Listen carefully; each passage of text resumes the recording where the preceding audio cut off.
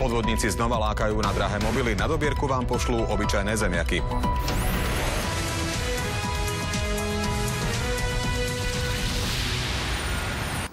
Podvodníci ešte ani zďaleka nevymreli. Svedčí o tom prípad muža, ktorý v internetových inzerátoch sľuboval drahé telefóny za dobré ceny. Potom, ako si zákazníci na pošte vyplatili dobierku, nestačili sa čudovať. V originálnych škatuliach boli namiesto nových mobilov obyčajné zemiaky. Podvodník z Ostravska si zřejmě chtěl zahrát na Mikuláše, který trestá zlobivé děti.